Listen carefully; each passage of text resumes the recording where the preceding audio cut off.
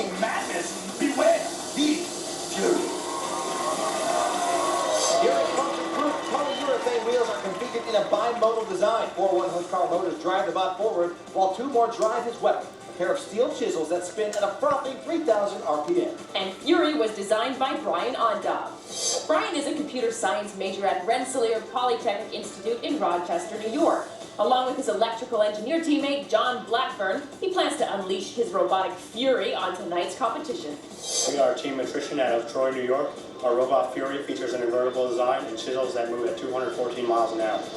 And his opponent, alright, my little troopies. Here's a machine that's just right for a bit of the old ultra-violent. Handling the scale of 210 pounds, ultraviolet packs 8 horsepower in the drivetrain, powered by a custom battery pack that peaks at 500 amps. Another 4 horses run the weapon, a rotating blade that achieves a sick 300 miles per hour at the tip, sure to slash through any armor that gets in his way. And Ultraviolence was designed by Jeff Sesnick. Jeff is a veteran robot builder from Stephen City, Virginia. 3 generations of robot designs have led to Ultraviolence, his newest and meanest creation. We're Team Suspect. We were here last year with Critical Mass. We're here this year with Ultraviolence, and there's no substitute for experience. Now, before we turn our robots loose, let's go down to our robot expert and science correspondent, Dan Dank. Thanks, Tanya. Ultraviolence is a well-designed, sturdy machine with a capable driver, Jeff Sesnick, at the controls. But his Robotica entry last year had a lot of trouble high-centering on these bricks. I'm not convinced they've solved that problem. If they do make it past the obstacle, they might be unstoppable in this event. But if they don't, look for Fury to make the most of the opportunity. Fury's got the ground clearance needed to get over just about anything, and Brian Ondob is a very calculating driver. Thanks, Dan. Everything is in place and ready to go. Robots, start your engines. And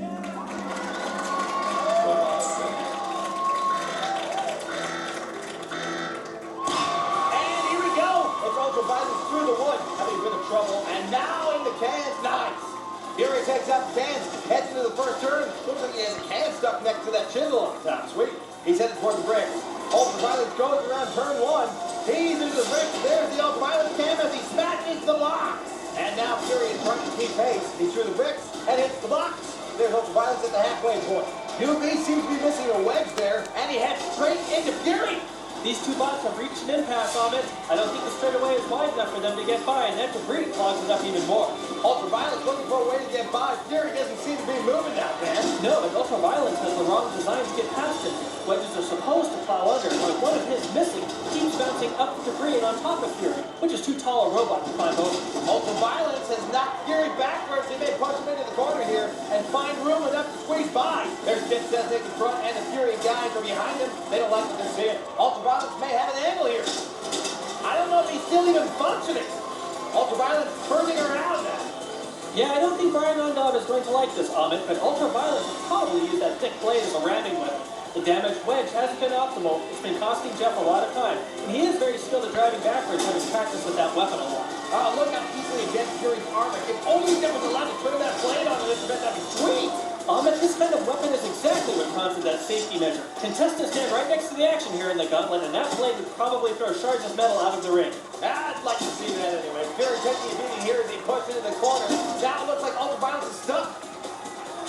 You see that wedge design, Amit? He's moving now, but Ultraviolence has those free-floating wedges that try to bend under him when they get caught on debris. In fact, I see the other one at the first wood obstacle. I think it hit the bracket that holds the board in place and snapped off. Fury moving now as they get back to the starting point, but he's been driven backwards 2 legs of the course. Ultraviolence trying to line up the ramp. Can Fury get moving here? That's what we got to ask ourselves. Ultraviolence heads up the ramp, backward down, he's up, he goes through the glass, right down the first row. Now he's slowing it down a bit.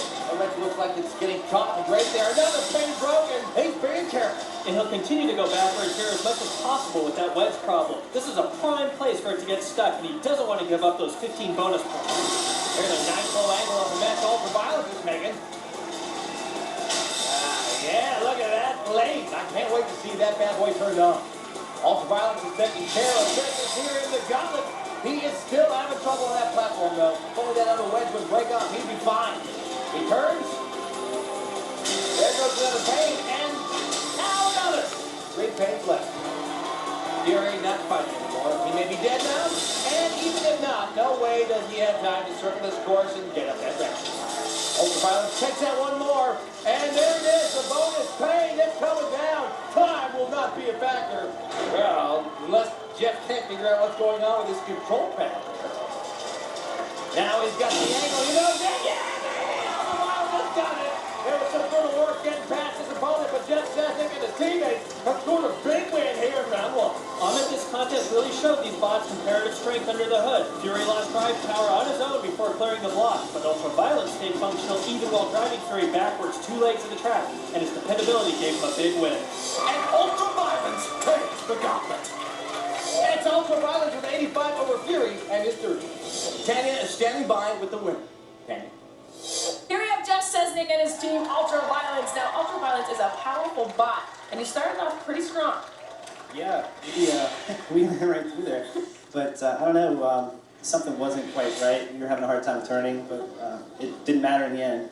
Now, I know that Ultraviolence is made out of some pretty exotic materials, yet the wedge fell off. Well, the wedge was held on with just plain steel hinges. The rest of it's titanium. We should have used titanium throughout. I don't think we would have had that problem. But yeah, we lost some amp. Okay, and that also caused a few problems when you were trying to go over some of the obstacles, wasn't it? Yeah, the floor in the center is kind of like a grate. We kept getting the ramp stuck in that, so it's giving us a really hard time. Okay, now what was going on with the pounding that you guys gave Fury? Well, he was in our way, and we couldn't get by him. We just decided to push him out the other end where he started from so we could get by. At what point you actually started to drive right over him, or you tried to? Well, if we whatever's the quickest way around, we're going to go over if we have to. I would say that he was probably one of your biggest obstacles, wasn't Yes, he? definitely. Now, when you finally got up on the grate, you're having a hard time, your wedge is getting stuck in there. Did you have any steering problems as well? Yeah, we were having a hard time steering. I'm not sure if we bent something or what happened, but we'll check it out in bits. All right, well, you are going over to the labyrinth next, and you're going to make any modifications on your bot? Yes, we're going to change our configuration, get rid of the ramps so we don't get hung up on anything. We should be okay. Cannot wait to see you in the next round of competition, the labyrinth. So with everyone through the gauntlet, here's how the scores stand. The tick fends up Tiger Wood, y'all, 80-70, while Ultraviolet leads Fury 85-30. Coming up, the Labyrinth sinks its spikes in Innocent Robots, who will come out alive. And later, the only way to move on in Robotica is to win the fight to the finish. Robotica gets more dangerous when we come back. How much more dangerous? Oh, I'd say danger times 10 to the 23rd or so. Robotica.